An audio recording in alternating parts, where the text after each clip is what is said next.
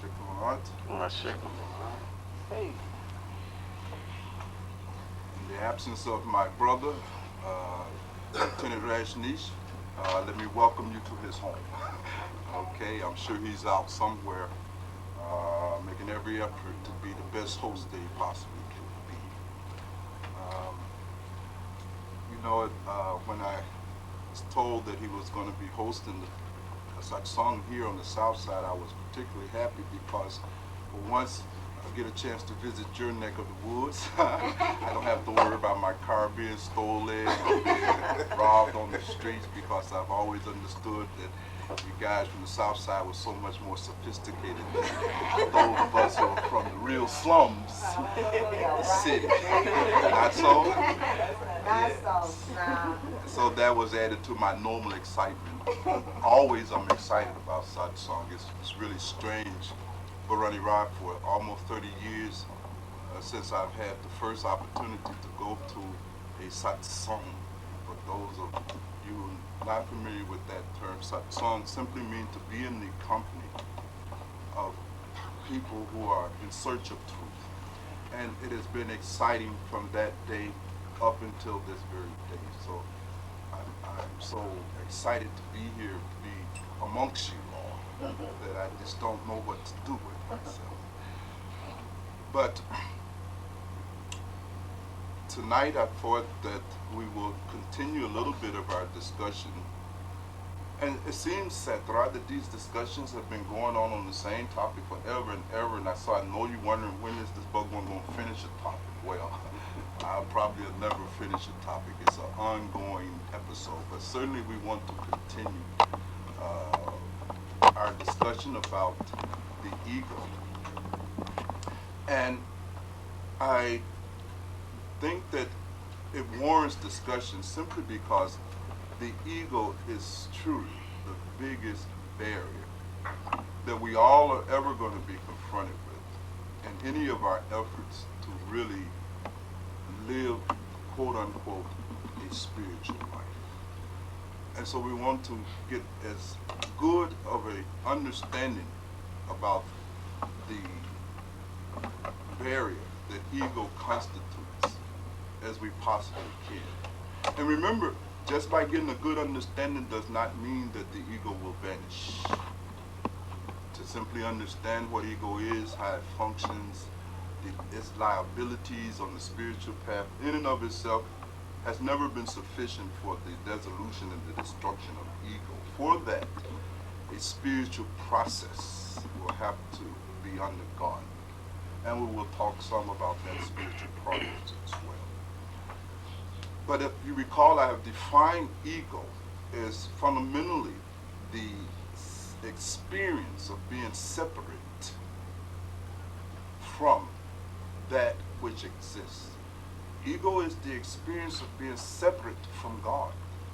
If by God we can understand the totality of existence, we are part of that existence. And whenever we have found ourselves victims of our ego, we experience a sense of isolation. We experience a sense of being forlorn, being alone in this universe, struggling on our own, dependent entirely upon our own resources, our own cleverness, and so forth and so on. The experience of ego becomes a very frightening, fearful experience. But ego is a mythology. It is something that is false. It is illusion. It is what the Hindus have called Maya, made out of the same stuff that dreams are made out of, because in reality, there is no possibility of our not being connected with God. It's just that you're not aware of it. And because you're not aware of your inherent condition in that which we call God, we suffer. So all suffering then is ultimately reducible to this experience that the mystics have called ego. And so if we are truly understanding what the path is all about, then we have to understand it's about the dissolution and the destruction of ego, the experience of being a separate entity floating out here amongst other separate entities, struggling, competing for the experience of happiness. Now the question becomes, how do we deal with the destroying, the destruction, the dissolution of ego? How do we dissolve our egos? Because this is the whole essence of the spiritual path. So we will talk some tonight about the whole process involved in doing that.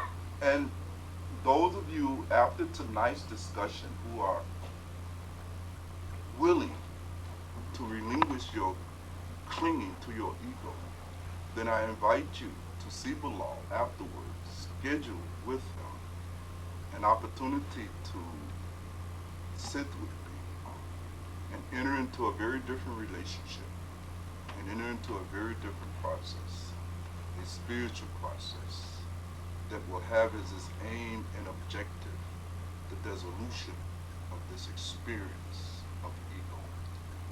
I invite you to experience what you really are. I invite you to take an opportunity to be initiated into a spiritual process that will set you absolutely free. So this is a rare opportunity. It is a unique opportunity. It does not come very often in the life of any of us. For so many millions of years, we have all been searching, groping in this darkness, looking for a way out of our individual experience of misery and suffering. And in many lives, we have tried so many things. After all, this is not the first lifetime that you got married. It's not the first lifetime that you bore children. It is not the first lifetime that you have tried to make yourself materially comfortable. It is not the first lifetime that you have pursued knowledge and education and all the other things that we do in our attempts to somehow mitigate the fundamental experience of suffering that is rooted in the experience of ego. And it is only in that rare human birth, that precious human birth, that one has the opportunity to even hear about a possibility of escape, let alone to have an opportunity to do that. So today is a auspicious occasion for those who have been searching, looking high and low, hither and thither, for a way out of this experience that has become for most of us simply a nightmare. So this experience of being an ego, this experience of being separate from the reality of your inherent condition in God is the fundamental cause of all our misery. And when I'm searching for some kind of an analogy to compare what the experience of de-egotizing is like, I am always reminded of the words of Jesus. And Jesus, of course, talks about the de-egotizing experience as being equivalent to entering into paradise, entering into the kingdom of heaven. You see? If you read scriptures, any scriptures for that matter, they will always associate this kingdom of God within you. Within you in the sense that it is within your consciousness. It's already the case. On many occasions when those disciples of Jesus asked him, where is the kingdom of God? Is it up in the sky? When will it come? And he spoke back to them, telling them that as long as you're looking for the kingdom of heaven to come, you will never see it. Because the kingdom of heaven is already the case. It's just that you're not aware of it. He said, therefore you must make every conscious attempt to enter into the kingdom of heaven. The kingdom of heaven is something that you enter into through an act of conscious deliberation. It's not something that's going to drop out of the skies. You see, it's not coming after your death. It is something that you have to step into while living. So Jesus has compared this experience and this state of consciousness that is freed from the limitations and the imposition of our egos to being like a kingdom. like heaven is like. And he says that you have to become as a little child to enter into this kingdom, which is interesting because uh, the implication of that statement is that little children are already in the kingdom of heaven, that they're already existing in the kingdom of God. Well, how is that so? They've not studied any scripture. They've not done any prayer, any meditation. So why would Jesus therefore use the example of a child as an example of what it's like to be in the kingdom of God? And for many years, one racks one's brains to try to figure out what the great master Jesus was talking about. But when you understand what ego is, then you clearly can understand what the experience of a child is like. And Jesus again used many examples. You see, he says that when you are in this kingdom of God, when you have entered into this state of consciousness, you will become like the birds in the sky who are not concerned about their toil, work, sweat. You'll become like the lilies in the field. You will take no thought for what you should eat and what you should wear. In effect, what occurs when you are released from the captivity of your ego, for the first time you re-experience what it's like to be taken care of. When was the last time you had the experience of being taken care of? For most of us, is when you was a child. You can remember being so carefree, so worry-free, no concerns. Were you worried about your mortgage? Were you worried about your rent? Were you worried about what you will eat? Were you worried about what you will wear? You were just as Jesus described it in the scriptures. You were in a kingdom. You was in bliss. You were in paradise on earth. The de-egotizing experience returns you to that state of mind. And you, for the first time, are able to have the conscious experience that you are being taken care of. That this universe, this creator of this universe, or whatever you want to call it, is actually taking care of you. You don't know what that feels like. You have no concept of what that feels like when you are trapped in your ego. Trapped in your ego, trapped in this feeling of separateness, trapped in your individuation, your individuality, your independence. You're simply struggling with the feeling that if I don't feed myself, then I'll starve to death. And that if I don't gather clothes for myself, then I'll have no clothes. And if I don't go and build me a house, I'll have no shelter.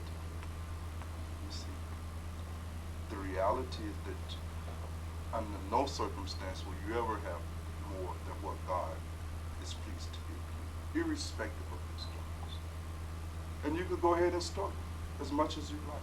But what is not decreed will not take place. You see my point? What will come to you is already preordained, and it will come to you with no effort. Literally. Now, this is a tremendous state to be in, but that is what is available to you if you have the courage to release your grip on this ego that we all have. So it's not a small thing to have the opportunity to experience life the way you did when you were a child. And remember, I'm not talking about childishness. I'm not talking about you somehow abdicating your adult intelligence and wisdom. No. Far from that. What I am talking about is the regaining of that innocence and that freedom that you experienced in your childhood is available. It is possible. It is your birthright. But in order to experience it, you have to cease contracting yourself into this little tiny thing called the ego. You have to release your grips on that. What the mystics have euphemistically called dying. You have to die. The ego has to be destroyed. And you have to destroy it yourself. It could be a Aesop says that you have to take the sword in your own hand and behead your own. You have to drop your persona. You have to drop the ego mythology that you have created around that persona. You have to drop all of that. You have to know who you are. It is interesting, isn't it, that most of us live a whole lifetime and we never discover who we are. My wife used to always ask me the ultimate question. She used to always ask me, who do you think you are? And at first I thought, you know, she was responding like most wives, you know, who do you think you are? But I realized later that I can turn this into a mantra, right? I can get some mileage out of this. And I found out she was right. I had to ask that question. I tried to find the answer to the question that my wife put to me. Right? Who do you think you are? What is your attitude towards yourself? And I went deep into that question. Right? So Satra, all of these years that Shirley's been asking you who the hell you think you are, now you have an opportunity to take advantage of that. This woman is helping you. Right? Absolutely. That's right. Find the answer to that question, right? And you will become free. And when you go in pursuit of the answer to that question, several things happen. It's interesting. Because most of us have the attitude that we are the money. So when someone asks us, who do you think you are? And you really try to answer that question. The first remark you got, well, I am this body, right? And I am the persona that goes with this body in the whole history, right? But as you go a little deeper, you begin to see that, no, I'm more than this. I am more than just this body and its history. I am more than the persona that I have dressed this body. Right? And the question keeps haunting you. If not this body, and if not this persona that you have dressed this body and this history in, then who am I? So this question of who am I, right, has to be fully explored. Fully explored. Because it begins to detach you from this pathological relationship that we have developed with this false image of ourselves. It starts de-egotizing. So there's many possible answers to the question, who am I? But we'll get just a few categories of answers. Either you respond, I am the body, or I am this persona, or I am my likes and dislikes, or I am the force that I think.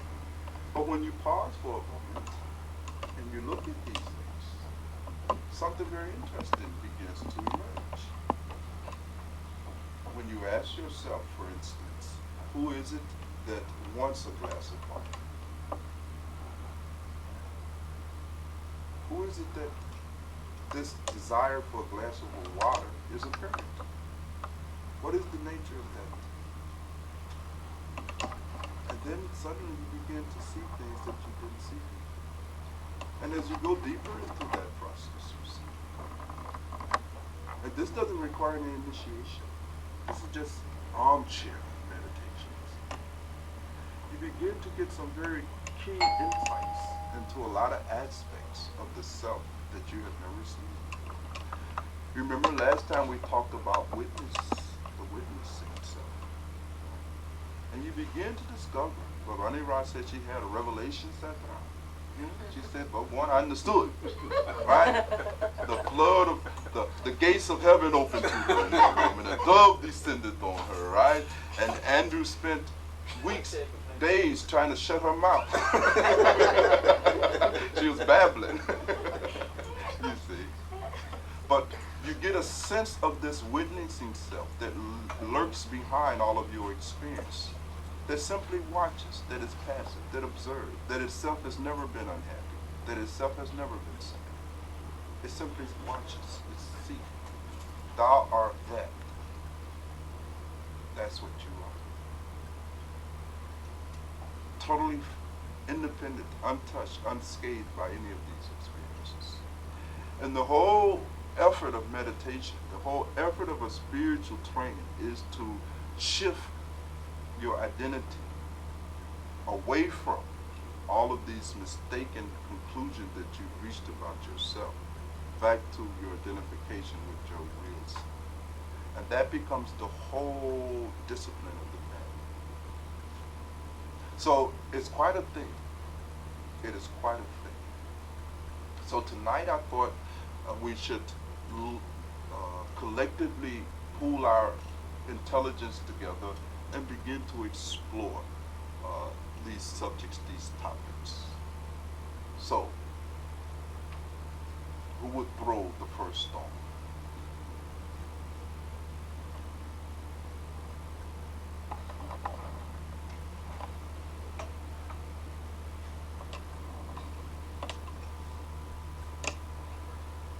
Remember, if you don't throw a stone, I'll keep talking and you'll be sorry. You know, I can go on for hours, you know. Yes, sister. Bhagwan, it seems like for most of us who have derived all of our benefit of who we are, our whole persona has been built on our likes and our dislikes, our body, what we think, what we feel. It's got to be so difficult to shift that. And I've often wondered how I would feel if I didn't, and I would probably feel like nothing, and that's scary. Yes, it is scary. To feel like nothing, and I guess just the human part of me comes in and says, "Oh, that's impossible. What an impossible task to do." I mean, you would have to be someone who doesn't have a life. I mean, you would have to constantly watch your thoughts. You couldn't think about the dinner. You couldn't think about your kid. You couldn't think about work and other problems that crop up just from being human. I mean, you would have to just, I guess you would take on that personality of feeling cared for, and you would drop a lot of those things. But I Well, think actually, you see, Pam, it is always a mystery to people who have not had the experience how you will function in that state. But let me assure you that you do not lose access to all of your faculties, and you continue to use all your faculties. It's much like you have a car, and we use our car to get from point A to point B. At no time do we identify ourselves with being the car. You understand? So these faculties that we have, these instruments that we have for gathering up experience are the same. This body is a vehicle that we use to move, to acquire, to process, to involve, to interact, but we never get so identified with it that we actually think that we are that thing. So it's quite the opposite. For the first time, you'll be able to use all of your faculties, including the physical body, without damaging yourself. More interestingly, however, is that when you move into the state of identification with the witness that is in you, that is really the reality of what you are, you have a strange experience. You discover for the first time that this is the source of all bliss. It is the source of all your happiness. It is the source of all your joy. It's a strange experience. In the East, the Hindu mystics have referred to the attributes of this witnessing self, this higher self, this Atma, as they call it, as being Sat, Chit, and Ananda.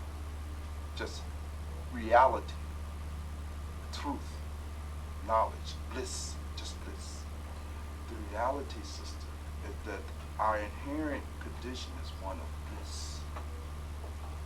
Pure, unadulterated bliss. You need not do anything. I've said on many occasions that this bliss cannot be achieved. And the reason that it can't be achieved because it's already the case. You need not do anything but to focus your attention back on your own inherent state of bliss. So the experience is very different. Your life, far from becoming bland and dark and like a void actually becomes full of bliss. And how do you know when you're getting close to this shift in identity? Because suddenly you start feeling good again. And you don't even know what's going on. Bills are still unpaid. The boss is still going to fire you, right? And you feeling just absolutely blissful. Wife is gone, husband gone, money's gone. And somehow, in spite of all of these so-called calamities, something in you is just delightful. Something in you is not touched by any of the conditions around you. That is what it's like to step away from that basement of your being to the higher parts of your being. And you find that you begin to inherit in a continuous, perpetual state of bliss, irrespective of what's going on around. That your happiness and your experience of bliss is no longer conditioned. It's no longer based upon anything going on. If you got $1 million tomorrow, your experience of happiness will not increase 1 hour when you're in that state. Won't even shift. Because you can't possibly be happier than that. If you got $1 billion, it will not be possible to increase your fundamental sense of bliss. And if you tomorrow should lose your beloved, it will not decrease your experience of bliss. One. Because your experience of happiness and bliss would have never been totally dependent upon this relationship with your beloved in the first place. You will be independently blissful. And this bliss is the very nature and characteristics of consciousness. To be conscious, fully conscious, is to be blissful, blissed out, spaced out. So it's quite a different experience. But I understand the concern because that's what we feel. Naturally, because we've never known any other kind of existence. All we've known is this ego existence. And we can't imagine life without our ego. We cannot imagine how life can just happen effortlessly. You see? One of the great Eastern mystic, Lao Tzu, defines reality as the dissolution of ego. When ego is dissolved, for the first time you have an experience of reality. And that experience of reality is just absolute bliss. Absolute bliss. So the whole barrier then to the experience of this kind of uninterrupted, eternal, perpetual state of bliss, the only barrier to that is our ego. And with the dissolution of ego goes the dissolution of all your problems. Because who is it that has problems? What are your problems really? All of your problems ultimately are reducible to the attempt to perpetuate your ego. They arise out of ego. They arise out of the sense of being threatened. They arise out of the sense of your being alone, unaided, unprotected. You see? On your own, right? In this vast universe, having to fight against all the vicissitudes of life. And all your problems are trying to figure out how to continually survive in this hostile creation. And this illusion that the creation is hostile to you is generated by this fundamental illusion of being separate. You know, whenever we study metaphysics, we talk so much about the world being illusionary, that the world is an illusion, right? Maya, right? But actually, you are the illusion. It's just the reverse. You know, the world is all right. You're the illusion. You are an illusion in the sense that you actually feel you are separate from the universe. You are the illusion to the extent that you actually feel you're just this body. Or that you're just the things that are contained in this body. Or that you're just the slime and the thoughts contained in the body. You are under the illusion as long as you have not rooted yourself in the fundamental awareness of the higher self, this witness self. That is, by definition, scientific. So have the experience is really good.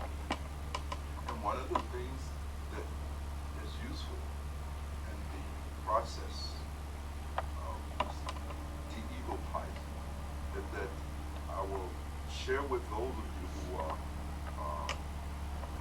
desires that experience certain techniques that you can implement to begin to liberate yourself from this constant preoccupation with food and return to the experience of happiness in this very life, in this very lifetime. You know, we're not advocates of pie in the sky. We're not advocates of going to heaven when we die and all this other stuff. You see. Again, this is a misunderstanding. We said already that the kingdom of heaven is not coming after you're dead. The kingdom of heaven is here. Enter into it. Enter into it consciously. Step into it. And become like that lily in the field. Become like that bird in the sky. No sweat, no toil. Recapture the experience of being dead. It's such a burden trying to take care of yourself. You know? All this strain. I used to always give the example. I must have told it with you millions of times. If not, I'll keep telling this story until it equals millions. But he says we're much like that peasant who travels on the train for the first time and sits there with all his luggages on his head, right? And when asked, brother, what are you doing? You know, he looks so uncomfortable. He's sitting there, his neck is aching, and he's sweating. He said, well, I'm carrying my luggage. These are my things. I have to carry them with me. I'm going to the next village. And he had to be reminded, brother, if the train can carry you, can it carry your luggage? Sit these luggages down. Right? That's the whole point. We all are walking around with all this luggage on our head, right? Totally preoccupied, right? Trying to think how we can do this thing called living. And the great Master Jesus says that by your thinking, can you change your head? Nothing. So you let go. This letting go is dissolving your ego. Great trust has to be there. Yes, that's why trust, faith, Shraddha, as the mystics call it, is essential. You have to trust and you have to let go. Let God and then have the experience. And there's no way to read yourself into that. You have to actually let go.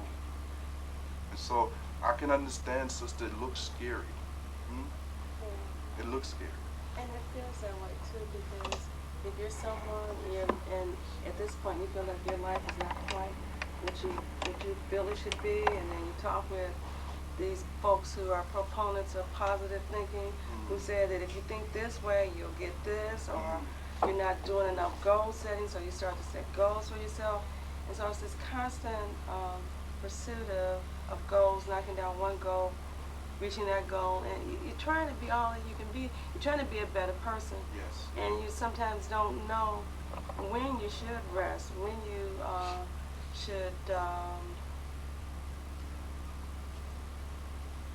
go out and make things happen, as opposed to sort of sitting back and allowing things to happen. You feel that if you don't make it happen, then it won't happen. And that you're not making it happen makes you lazy or not aggressive enough. Because I hear that with my sisters all the time. That and you hear from everybody. In order to be something in this life, you have to be aggressive. You have to go out and do what you have to do. You have to make it happen. It's totally different. I'm seeing in spiritual thought, but in this world, it's a worldly thought. As a matter of fact, that you in some way can even make something happen. You never make anything happen anyway. Well, it depends again where one's focus of identification is at. I am not saying that you won't go through effort. I'm not saying that you won't go through actions. Without action, nothing happens on this planet. But what you will begin to understand that it's not you that is acting. You will begin to understand that you are almost a puppet. That it is God in you that is acting all the time. There is no independent you. That is the illusion. You see. But I used to always say this very beautifully. He used to say that God gives you the hunger, and God also gives you the food. At best, you can take credit for it. At best. So it's like that, you see? Because all that stuff that comes up in you that moves you into action is not arising from you in the first place. You are not, your ego, your persona, your mythology is not the force of life. You see? It's not your will. In fact, you have no will. It's interesting. It's interesting. You act entirely out of your conditioning. We are almost like automatons. We're almost like machines. And the only reason that we have the illusion of free will is because we are ignorant of the conditioning that is involved, underlying, and informing our actions. When you are aware of all of your conditioning, right, then you begin to see the complete absence of your so-called free will. It's like this, sister. If I'm given a choice between coffee, tea, or neither, right? Whatever I choose, say if I choose coffee, then you will be able to simply go back in my childhood, my experience, and see somewhere I was conditioned to develop a taste for coffee. My choice of coffee arises out of my conditioning. But because I am unaware of my conditioning, I actually think I'm making a free choice. Understand? It is your conditioning that is dictating even your sense of choosing. So a lot of these so-called acts that we are engaging in, you see, are really nothing but reflections of our prior conditioning. And that is one of the problems, you see, that we have to deal with honestly on the path, isn't it? But first we have to even become aware of our conditioning. It is interesting for those of you who have had the opportunity to do some work, some homework, particularly as it pertains to early recollection, I think will agree that you are absolutely amazed to discover how much of your present behavior is being dictated by stuff that went on when you were 4 or 5 years old. It's unbelievable when you see this for the first time. You can't believe it. And you've been thinking all these decisions are arising out of your immense wisdom and your great education, and you're informing yourself and sitting down deliberating on it and all of this other stuff, and you find out you're still acting out of the conclusion that you reached about life when you were 4 years old somewhere. It's hilarious. But this is the case. And so the first effort, therefore, is to become aware of these things and then to become liberated. But even in that process, that's just the psychological stage. Because I have always said on many occasions, quite clearly and unequivocally, that unless one is emotionally and psychologically straight, one cannot make spiritual progress. One cannot even practice any kind of authentic spiritual discipline. Because the foundation is not there. We're too messed up emotionally, too messed up psychologically, too confused. And out of this confusion, how can you do anything with any degree of accuracy? You're fundamentally confused. You don't know what to do, basically. You don't know who to marry, who to divorce, where to work, what not to do. You really don't know. You don't have a clue. And it's groping. It's experimenting. You're trying stuff. And our whole life is spent trying stuff. And trying stuff that don't work. I mean, it wouldn't be so bad if every now and then we hit upon something that works, but fundamentally you're trying stuff that don't even work. Confused. Because that emotional and psychological straightening out has not taken place. So we have to get straight emotionally and psychologically. That is the purpose of satsangs and these workshops that we've been doing, is to help us get straight psychologically, to get straight emotionally. To create a context where it's all right for us to deal with our imperfections, shortcomings, and faults, because we all got them. It doesn't dehumanize us. It does not make us worthless. It simply is a fact. And rather than going on living a life of denial, thinking that we're perfect and there's nothing wrong with us, we get down to the serious business of discovering our imperfections, our shortcomings and faults, editing them, dealing with them where we can, and restoring our self-respect, liberating our fundamental sense of worth and value from this illusion of our own perfection. And the same is the case with spiritual progress. I was talking to one of my brothers at RG just recently about the fact that just as people are in denial about anger and lust and greed and attachment, you see, people are in even deeper denial about the degree of spiritual progress they made. People have been on these spiritual paths for years, doing all kinds of things, you see, fasting, prayer, chanting, repeating mantras, all kinds of things, and have made absolutely no spiritual progress whatsoever, but are in denial.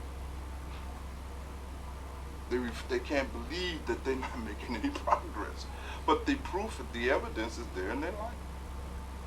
No de-egotizing has occurred at all. No bliss has increased at all. As miserable now as they were 25 years ago. It's not spiritual progress. You've been reading the Bible for 30 years, and you still get miserable every 10 minutes. Now something I submit is wrong. You've been studying all of these holy scriptures, the Quran, the Gita, the Dumpum Dada, you poured over all of the scriptures, and you can't stay happy 30 seconds. Something is fundamentally missing there. That means you have learned nothing from Torah. You've learned nothing from the Quran. You have achieved absolutely nothing. You've simply deceived yourself. You have confused information with transformation. Yes, you can quote Jesus. Yes, you can quote Muhammad. You can quote, so many of these mystics. But fundamentally, you are as incapable of experiencing bliss as you were the day that you heard about the Bible. Yes, you've been going to church and you've been doing that whole number. But fundamentally, you're still miserable. But you want to deny it. And in that denial, you simply compound upon it. And we have to become comfortable enough, you see, and have to understand it's all right. You see. You haven't made spiritual progress? Okay. Doesn't mean that you're worthless. It simply means you haven't made any spiritual progress. Now let's get down to it. You see, let's go in search of what the impediments may be. Let us examine them objectively. And remember, at no time will your sense of worth and value be questioned. At no time. That is not debatable. Your value, your worth as a human being is indisputable, unconditional, a priori, never under any kind of question whatsoever. You are still divine.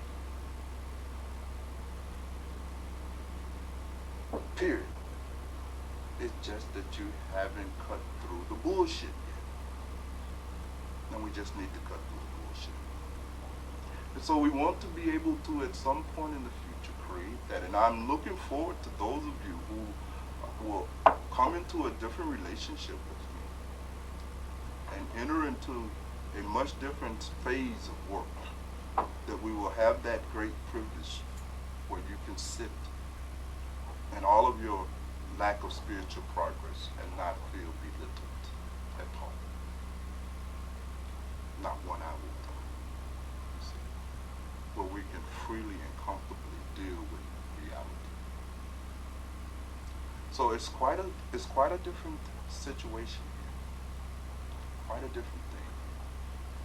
And again, the whole problem is this experience of being an ego, being separate, being disconnected from the universe, from all that is, you see. That fundamental sense of being impotent.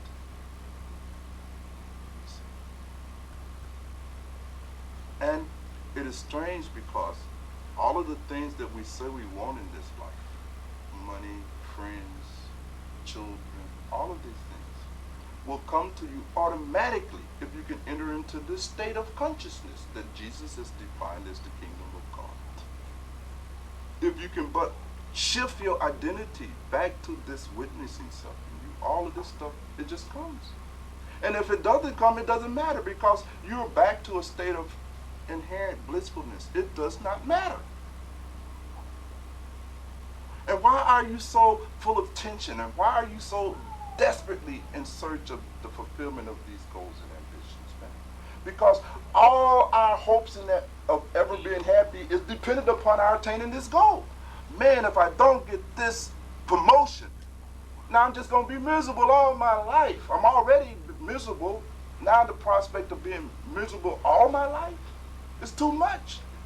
And if I can just find this right man, I can exhale, right? But if you keep holding your breath, you're going to die. You see? You're going to die. Right? You're going to commit suicide. Right? So we're all waiting to exhale.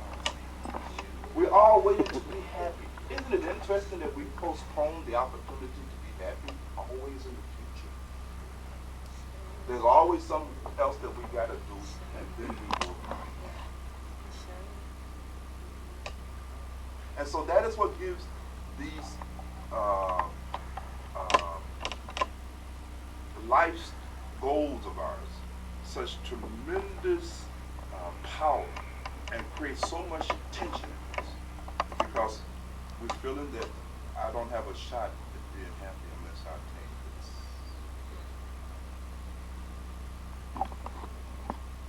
And that feeling will go on persistent as long as we identify with anything other than that which is our real. So we're literally pinching ourselves. We're creating our own misery. It is the seeking that is the cause of misery. I know this sounds strange to you. It is your seeking of happiness that is preventing you from being happy. Strange. I know it sounds bizarre. I know it does. Because you have been convinced that you have to seek happiness. And I'm telling you, happiness is nothing that you need to seek. It is already the case. You simply need to become aware. It is your seeking that is keeping you focused out from yourself. You're seeking in the world that which is already in you. And all of these mystics have been telling us over and over, what you're seeking is within you. Why are you seeking something outside? I'm reminded of a seeker that went to the Buddha in search of this thing that the Buddha had, you see. And the Buddha laughed at him and said, "You are a fool. Why are you coming to me seeking that which is already in yourself? What is this nonsense?" You see. But we have to go to the Buddhas because we don't know how to go within ourselves. And when you go to a Jesus, a Mahavira, a Buddha, a Muhammad, if you go to a Ptahotep, or if you go to any of these great mystics and sages, what is it that they will tell you to do? They said, look within yourself. Look within yourself. You see? This is where the happiness and the bliss is. But it's this seeking. Maharaj used to illustrate how foolish this is with a story. And he tells the story about a woman who was seen one day in her village late in the evening, scrounging on her all fours, picking through the dirt, obviously looking for something. And so a neighbor of hers came and saw her out there under the lamppost on all fours, searching desperately for something. And he stopped and said, "Sister, what is it that you're looking for?" She said, "I dropped my needle here, and I need this needle because, I'm a seamstress. This is how I make a living, and I need that needle. How else can I make clothes to feed my family?" And the neighbors got down on all fours and began to help her look for it. You see?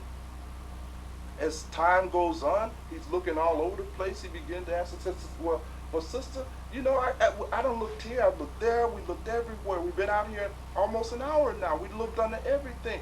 She said, is this the right place? I said, about where did you drop it at? Was it over here near the post? Was it over there? Exactly where, what vicinity did you drop this needle? And Mom said, I dropped the needle in the house. He said, well, if you dropped the needle in the house, what you out here for? She said, "Cause it ain't no light in there." You see? That is all of us. Right? When you close your eyes, there ain't no light in there. You can't see nothing. So you go back out here. You say, this Jesus talking nonsense. Looking at myself, I don't see no light. I don't see nothing. I don't see no kingdom. Just darkness. Let me look out here for that which is good. That is so good. That is. And we all do that. We are all that woman in the story, you see. Because it looks easier. It makes sense to our twisted mind that happiness is out here. When the reality is that it's inside. And we have to go inside. Yes, but I mean. No, I was just thinking about, my father, he died at 46. Every day I was miserable. Every day I hated to go to work. I hated life just in general.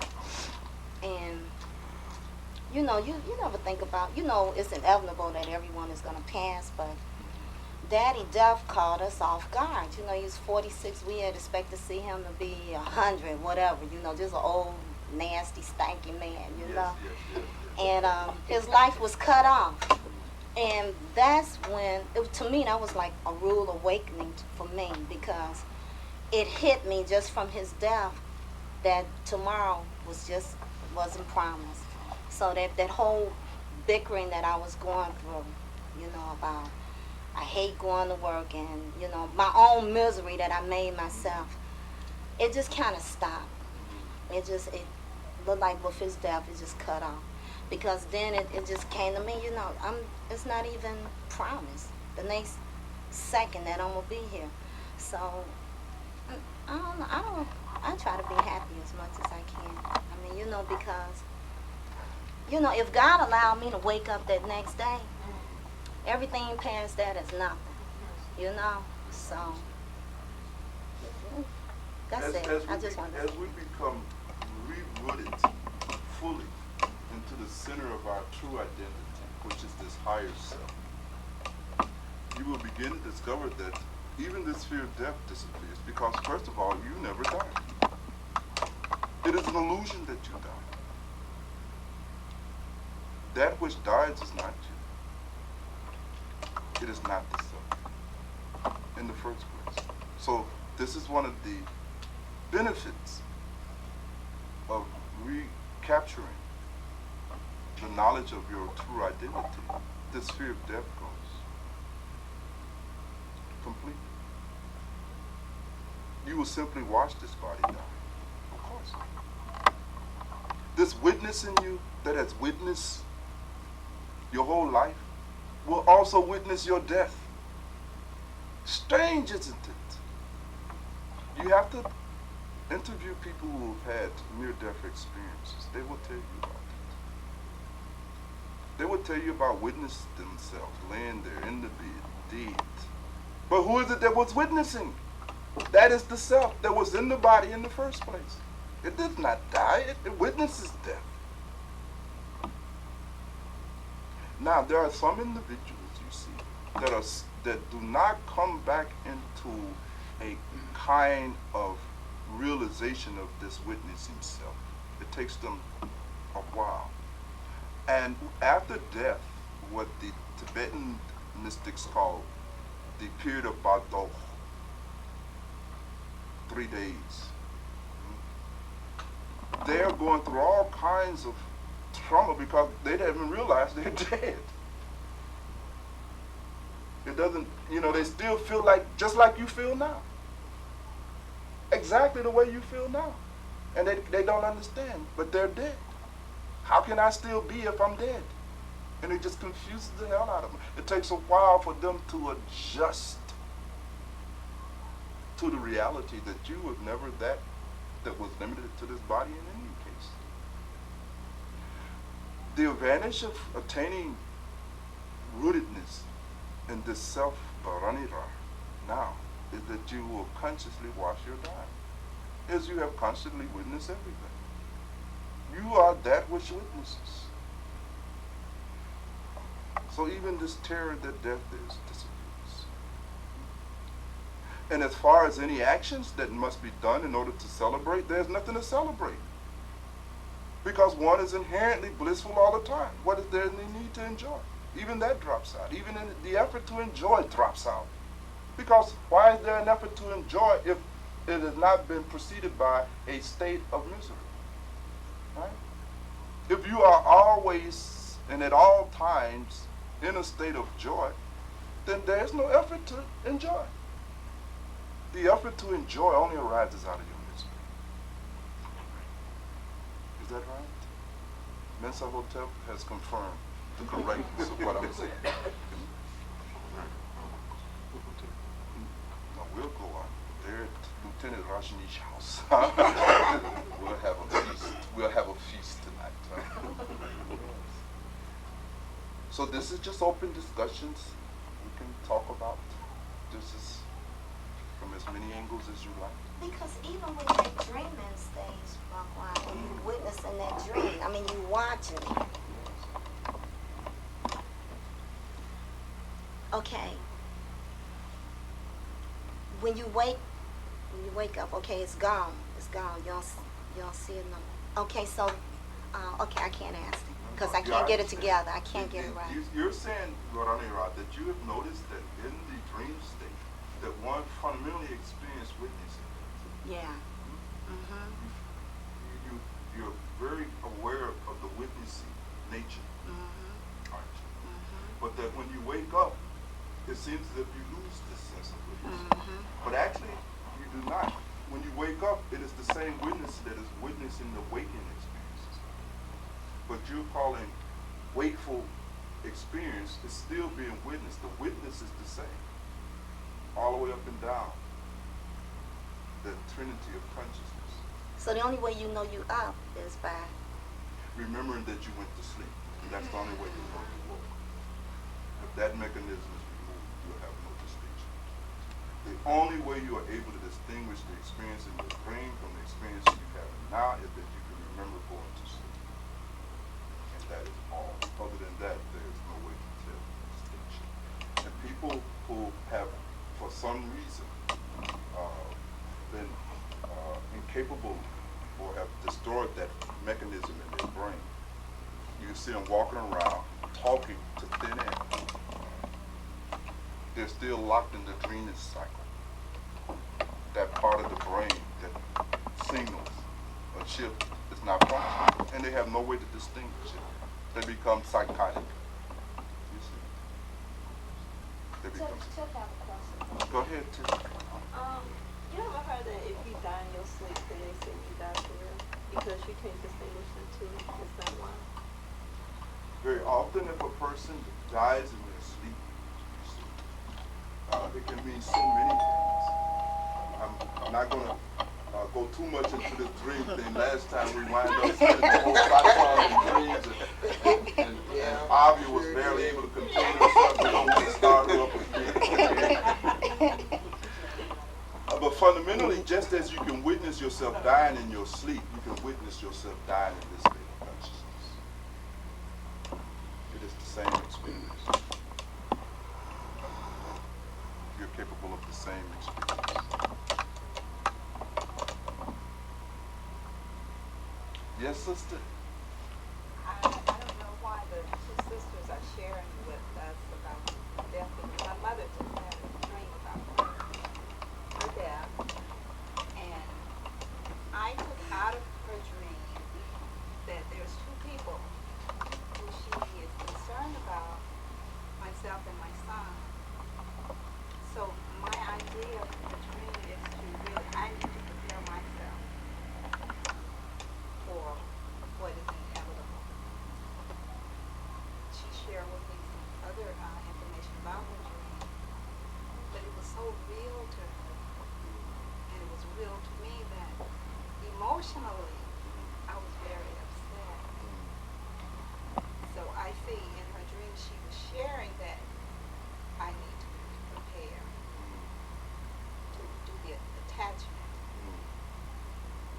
Well, you see, sister, in ancient culture, before we lost a very sensitive awareness of ourselves, it was not at all unusual to be aware of when you're going to die.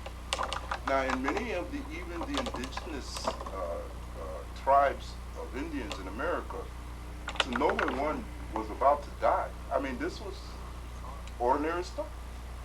And when the individual will know that their death is preeminent, then very often they will go out into the woods, sit under a tree, and simply die.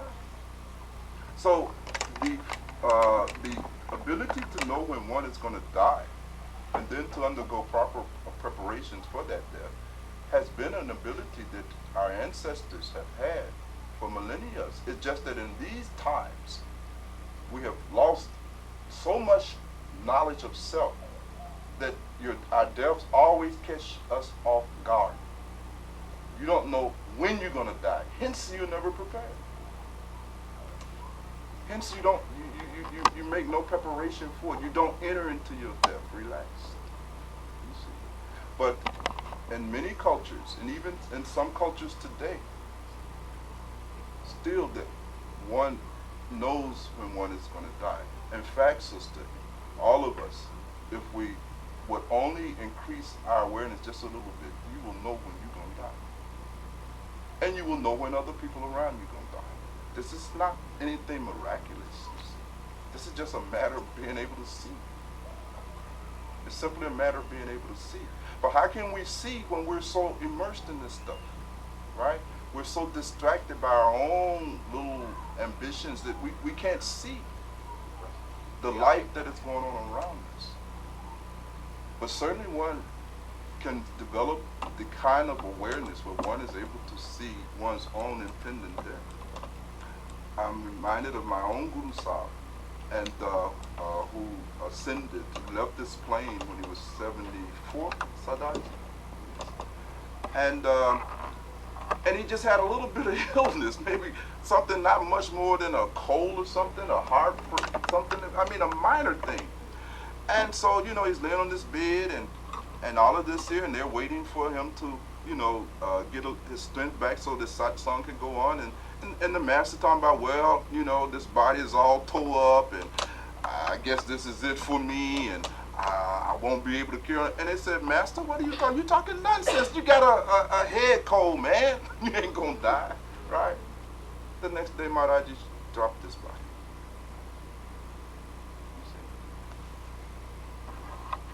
We all have the capacity to know that. And you should want to know that. Can you imagine if you could become consciously aware of when you're going to die? How useful that would be in the way you live? How you would drop off a lot of nonsense? If you knew that you're going to die next week, would you be so mean to your mate? Huh? It will alter a whole bunch of things. And if you can know that you're going to die 5 years from now, good. The sooner you know when you're going to die, the better. Because you can adjust your life. Right? So, all these things are available. You see. But that's little knowledge, you see. But it's there. So you see, sister, yes, sometimes people still are able to get these intuitions of their own demise. And when they understand it correctly, they're not afraid. We might become afraid. We may get all nervous. We may get all upset because these people are centers that supply us with our sense of happiness, security. We love them and all of these other things. And there's nothing wrong with that, first of all. You see. But we hate to see them go because now it creates a void in our lives. Now our lives become more miserable without the beloved, you see. So I can understand all of that. I understand why we react to that. You see. But very often the person on the dying end of it is all right with it. If one has lived one life authentically, then you will die authentically. Then death will not hold such a terror. Why is death so frightening? Because you have not lived, damn it, and you're running out of time. You know, I've not lived, and God, they done diagnosed me with cancer. You got 6 months. God, leave. You know what I mean?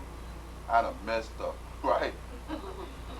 I've wasted these whole. You see, that is what makes death such a terrifying thing. And then you don't have any kind of sense of happiness independent of the things that you're attached to. So naturally it fills you with great horror at the thought of your husband or your wife.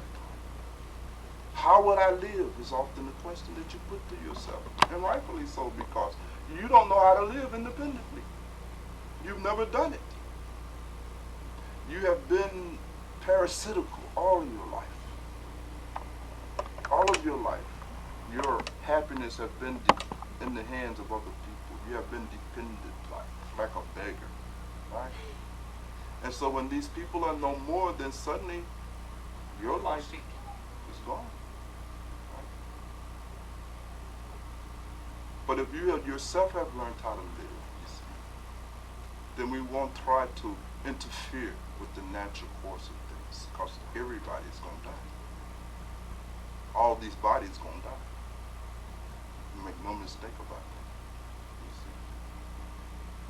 And we should let them die. Right? And we should let them die. With dignity. So this is the big subject, sister.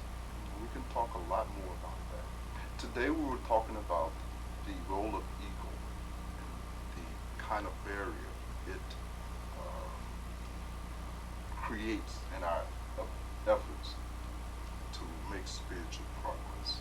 And it is an open forum. But if there's other questions that you have that are not pertaining to that, then of course feel free to insert them. We're at Lieutenant Rajneesh's house, and we're not going to leave until we get ready. He's stuck with us here, right? We're enjoying ourselves immensely. I had mentioned to you earlier that there are processes for all of this here. So those of you who want a more detailed understanding, then see below, and we will make an appointment and become more involved in that.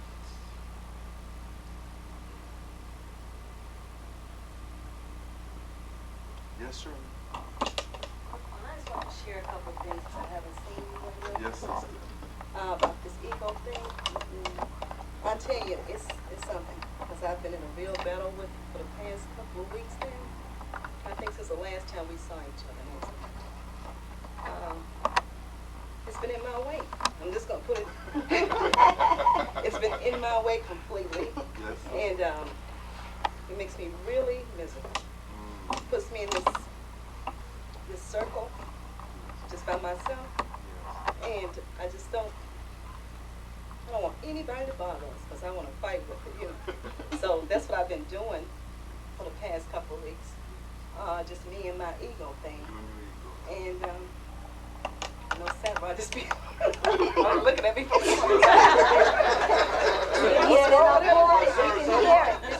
You know, what's wrong with her today? What's wrong with her? What's wrong with her? You know?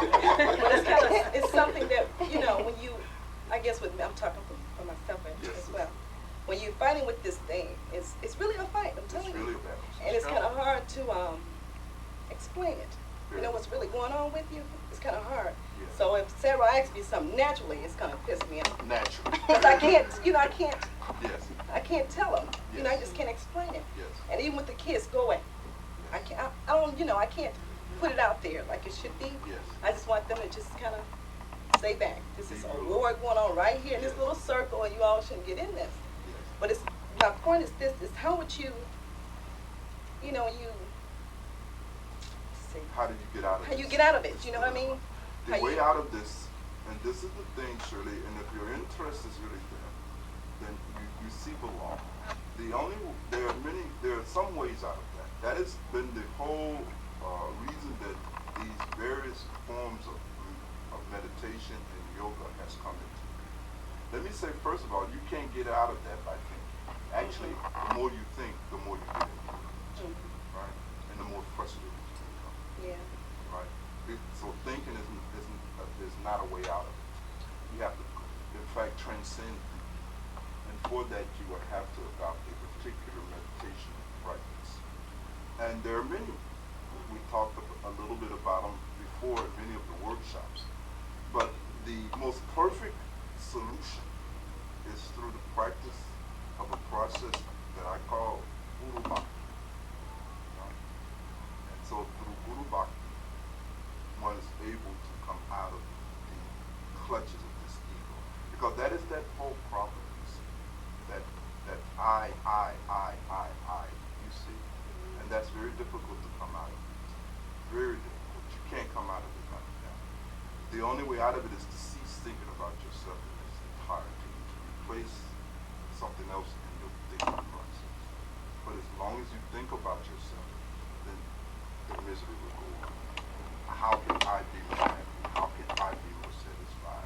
How can I get my way? How can I make my life more best? It is this actual effort, this actual thinking that makes you more miserable. And that cycle has to be totally replaced with another cycle. So that's available to you any time that you are ready. When you've had enough. Have you had enough, sir? Now, if you haven't had enough, it's okay. Please, don't misunderstand me. Okay. You see, Give it can 2 stay more in weeks. that, 2 more weeks. right? 2 more weeks. There's nothing wrong with that. But once you've had enough of that, when it's become too much, and you've had it, then that is the time to see. And enter into this new relationship. Bhagwan, can you give like an example of that? Guru Bhakti. Yeah. Well, Guru Bhakti Yoga is not something that I will probably discuss in any depth and in a public forum because it is a process. But fundamentally, we see the technique depends on its efficacy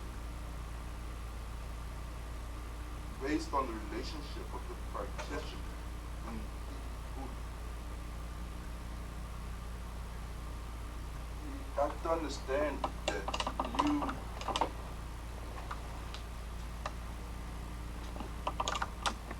you attract to yourself the qualities of the people you think about. You can extract from other people certain qualities by focusing your attention on those people. And Guru Bhakti Yoga is a process by which we substitute the Guru inside of consciousness instead of the I.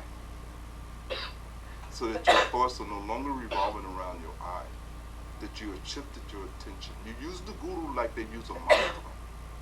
Are you familiar with mantra yoga? Obviously, Jesus taught a kind of Guru Bhakti yoga.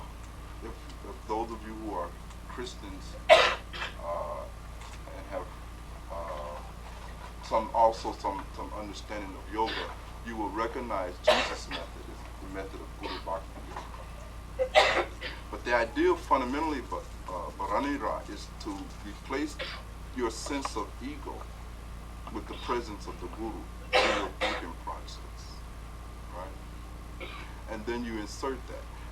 Now, before you even can do that, you have to relocate yourself in this body. And we will go into that for those of you who, again, are interested in becoming aware of how to do this thing. You have to locate yourself somewhere different in your body. Have you ever thought about it? Where do you exist in your body? It is interesting. Where do you sit in your body? You're in this body, but where are you at in this body? The mind is in the body. Where are you at? That which is conscious. Where is the seat of consciousness in the body? What do you feel? Do you feel you in your feet? What about your knees? What do you feel that you are at in the body? Yeah. You're somewhere in your head, aren't you? And if you feel in your head, now where in your head are you? You're behind your eyes, aren't you? Right? And you're about a finger deep into the brain, aren't you? You're literally looking through these eyes, are you not? You're sitting here. This is what the mystics have called the Ajna chakra, the seat of the consciousness of soul. And first you have to learn how to sit here.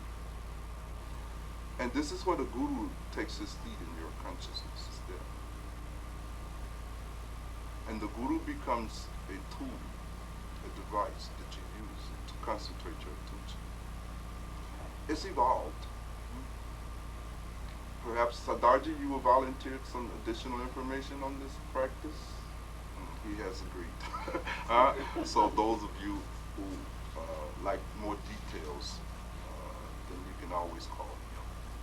But basically, you see, it's like that. It's a different way of managing your consciousness. So Shirley, for instance, by doing Guru Bhakti Yoga, you will spend all your time thinking about the Guru and none of your time thinking about it. It is this whole problem of you thinking about you that is causing all your misery. And the moment through that process you can get your mind off of yourself, you are healed. In that very instance, you are liberated. You see? And when I said thinking about the Guru, you are thinking about the Guru in a very specific way. You see? That is revealed to you at the time of initiation. The way in which you are to think about the Guru. You see? How to use the Guru. The Guru is a device. The Guru is a mantra. The Guru is a means of helping you dissolve your ego. And you have to know how to use the Guru to do that. And that is what the process is about. Yes, Stephen? Does this create a attachment and relationship and dependency on the Guru? In the initial stages, it does. So once you get rid of, stop thinking about yourself and think about the Guru, then you've got to go through another process where you stop thinking about the Guru. What happened is that after you have eliminated yourself, then after the ego is gone, the Guru drops out and you have an experience, a pure experience of who you are. It is a device. It is a means. Very often the mystics say that you merge together. You become one. It's a very esoteric thing. It's a very good question that you've asked.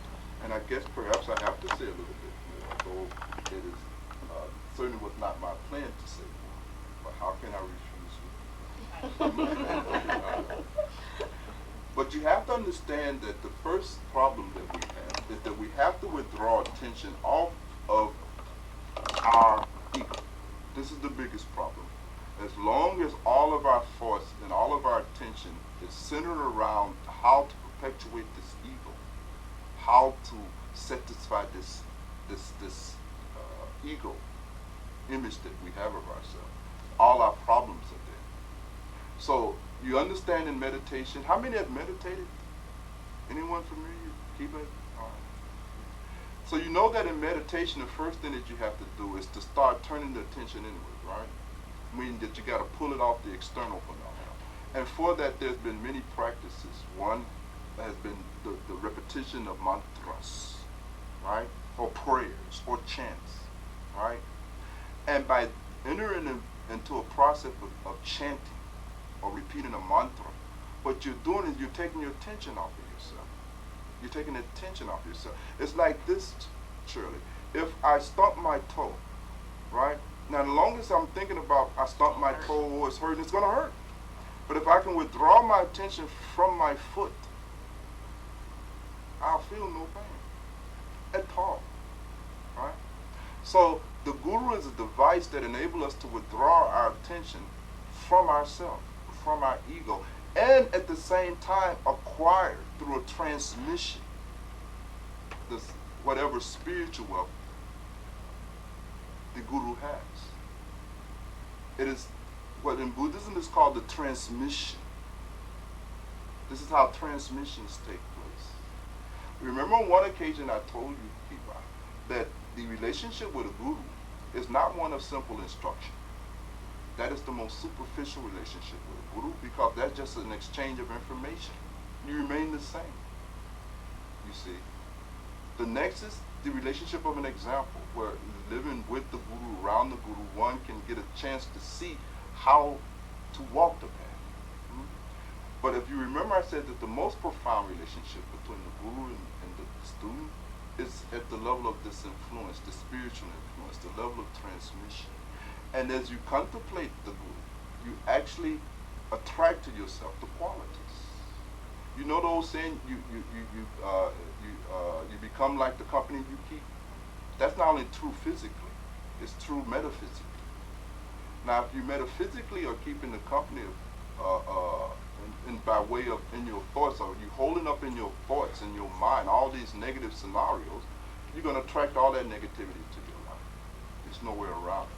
But by inserting the guru there, the presence of the guru, for instance, we talked about the fact that, for instance, there's so many people who are disciples of Jesus. At least they have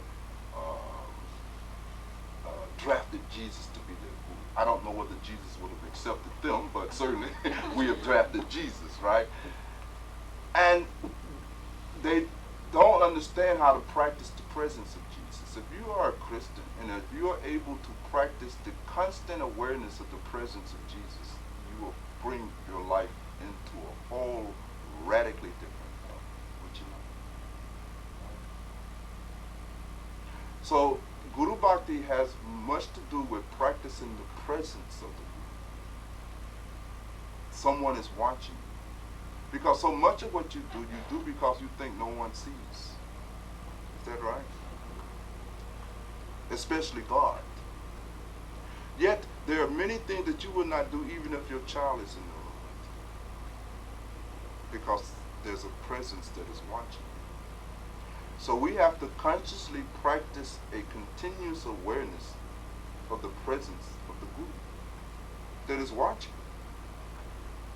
Also at the same time, it gives us something to focus our attention on, other than ourselves and our problems. And because the Guru, hopefully the advantage of a living Guru is that this is a person that you have a relationship with. It's a person that you have some affection for. And it makes it easier to hold them in consciousness. It's very hard to hold Jesus in consciousness when you've never seen him. It's hard to hold a Buddha in consciousness. You've never seen a Buddha. You never talked to a Buddha. You don't know how their voice sound. You've had no interaction. It becomes very difficult. But if the Guru is alive, it's easier, you see, because of that affection to hold the Guru, you see, in consciousness, right? And to practice, the practice is called dhyana by the mystics, or darshan.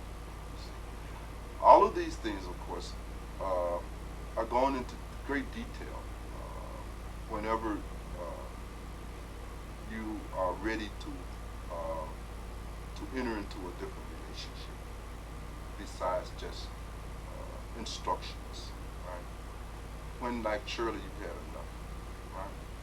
But Shirley, are you sure you've had enough? Because I'm not sure. I'm not sure. thinking, yeah, I You have get, you enough. getting there, At this Laura, right? point, you know, it's like, Yes, you getting enough there. is enough. Enough is enough.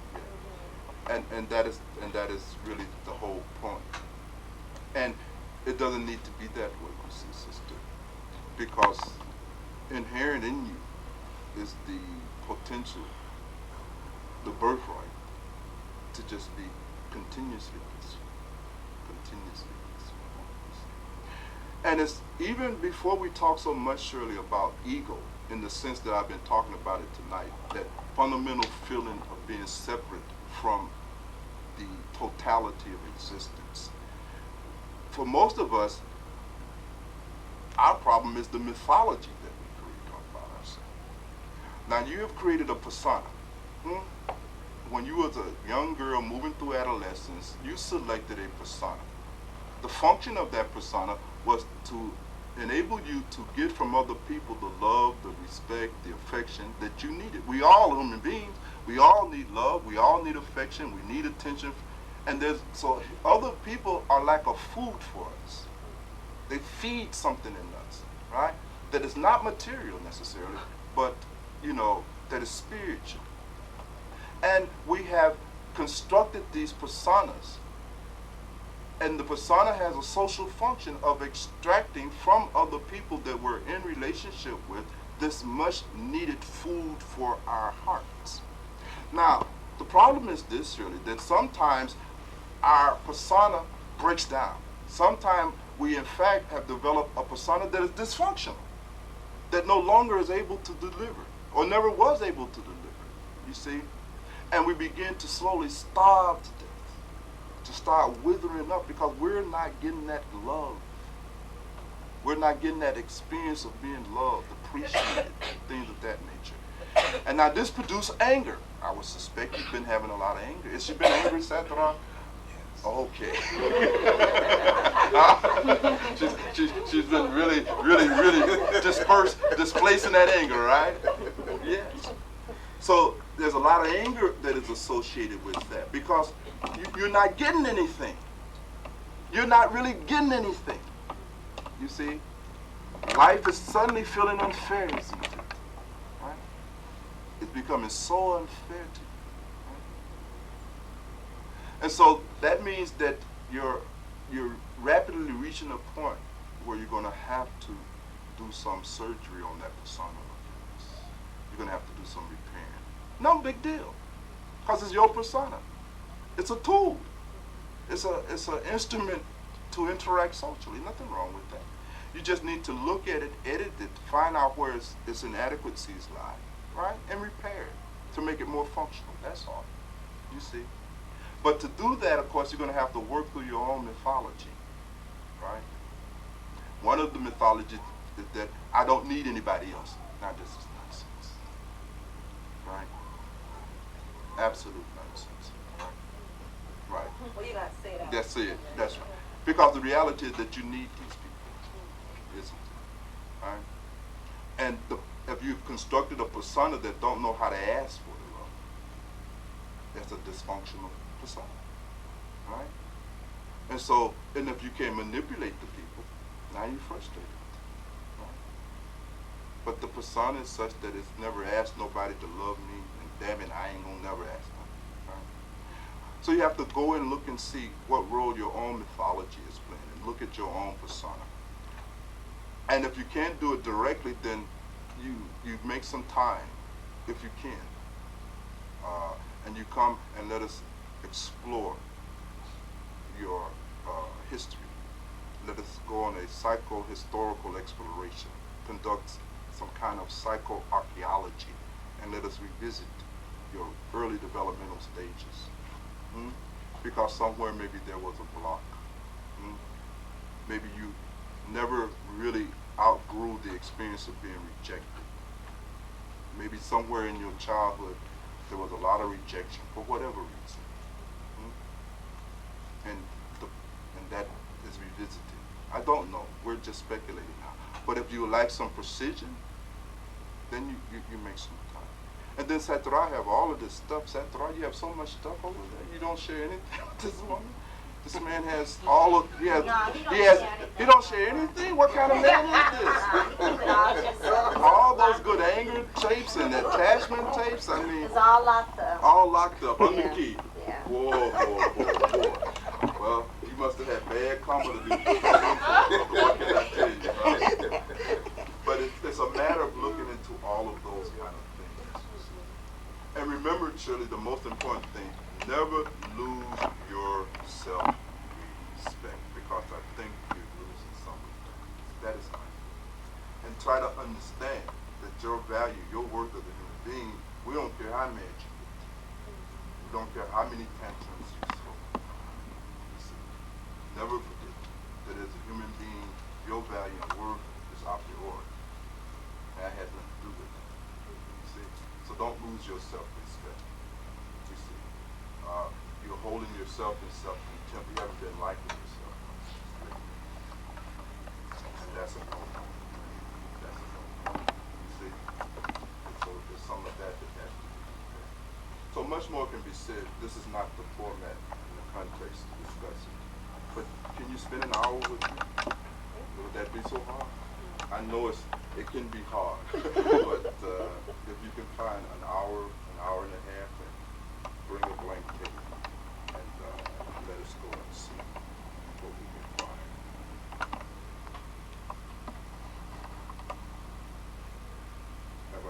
I'll talk to everybody here today. Can I call it a night?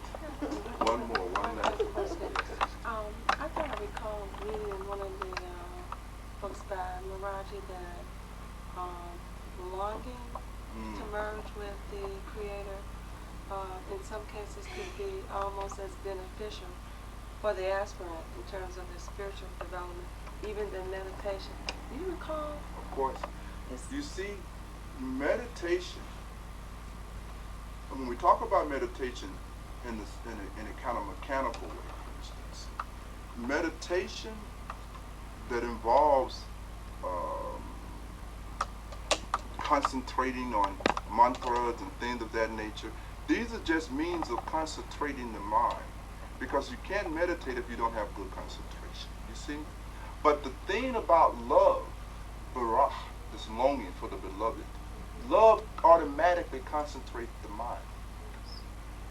If you can go back years ago, Pam, when you first fell in love, and remember how that man just stayed on your mind all the time. You know what I'm talking about? It was easy, right? It was easy to think of him, concentrate on him. This kind of longing brings the mind into concentration, you see, and takes the mind off itself, you see, takes your attention off of you. When I say take your attention off of you, that is what I mean by de-egotizing yourself. Because all you think about is you. Me, me, me, me, me, me, me, me, me. And the more you think about me, me, me, me, me, the more you contract, the more you shrink yourself, the more you condense yourself, the more you tie yourself into that little ball, you see? Love is the opposite experience. Love is losing the thought of one's self. And all of one's thoughts is filled with thoughts of the beloved.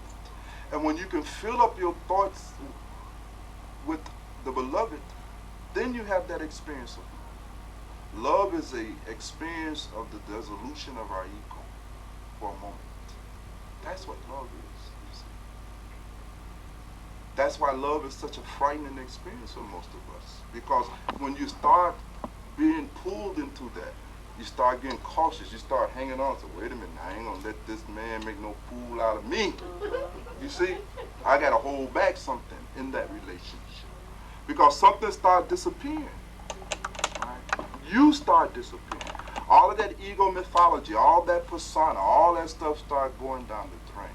So when Maharaji and all mystics, for that matter, talk about this intense longing for union. God is talked about as the beloved, right? As one beloved, right? When you really start really wanting to reconnect and shift the focus of your identity back to this witnessing self, when you still start really longing for that, when you really want to become who you really are, when you're ready to come home to yourself, when that longing, and remember, I make no distinction between this longing for God and this longing for the higher self, because in fact they're the same. The higher self is the God that is within you. That is the thing that is divine in you. When they say that the divine in you, we're not talking about your liver and your bladder and the gray matter of your brain. When the mystics are talking about that a spark of the divine is in you, it's in your consciousness in the form of this witness. That is the thing in you that is divine. That is God. That is the higher self. That is the essence of you. And when you start longing for that, you see, longing really to get back into that state, that longing is very useful on that, you see. And that is the whole purpose of the training. That is the whole purpose. And the Guru's there to inspire us, isn't he? Or Chi. they inspire us. Because we start getting a taste, you see, and we say, man, I want whatever that woman, that man got, I want a little bit of that. You see, I want to feel good like that. You know, it inspires us, you see. And so this intense longing and this desire to come back into your original state of consciousness, you know, is very essential. Because there is no force on the path. God cannot drag you into enlightenment. It has to arise out of your own love. I mean, think about it. If God is omnipotent, has all this power, can he just like that and force you to become enlightened? Never does that. Because your movement toward the God in you has to rise out of your own love. You see? It has to come from your side. You see? And whenever you're ready, it'll be there waiting for you. If not this life, then the next life. You see? But whenever you are ready, that love that is in you, that is inherent in you, that is the foundation of your being is there. That bliss, that treasure is waiting for you. It has never gone anywhere. That's the beauty of Christ's parable of the prodigal son or the prodigal daughter, right? That father is ready to take you into his arms and hold you. You see, whenever you're ready to come home. It's a beautiful thing. It's a beautiful thing. But we must be ready to come home. You see, we must be ready to come home. And you have to look at our lives. You have to examine it. Have you had enough? This is a simple question. And remember, I'm not saying to do it prematurely. I'm not saying that at all. Fine, go right ahead. You know, give it your best shot. Go ahead. You know, do your thing. You see.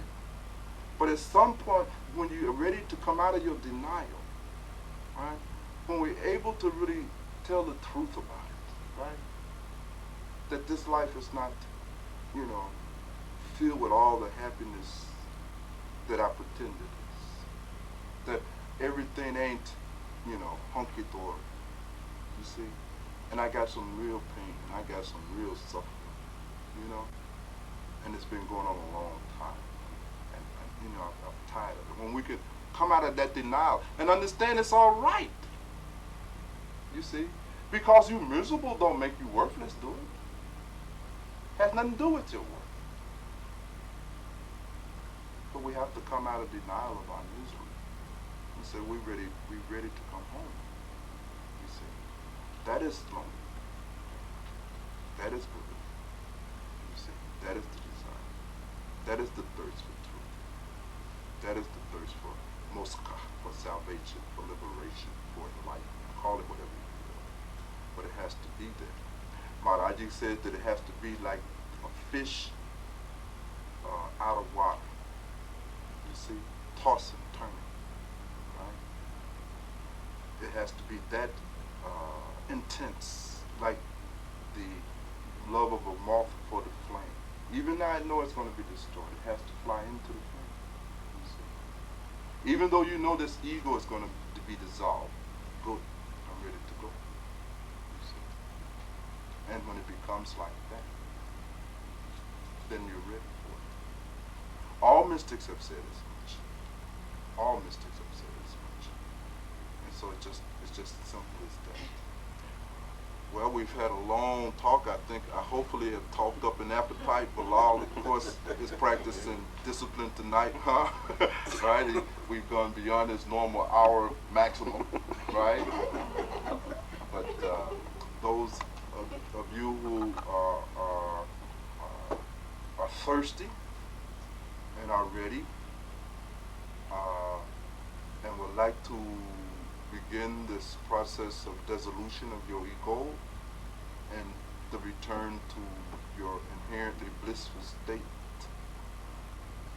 then you should see Bilal, and then we will be able to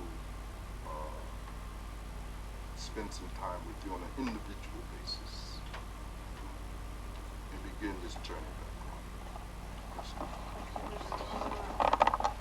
Now, Rajneesh, is there food in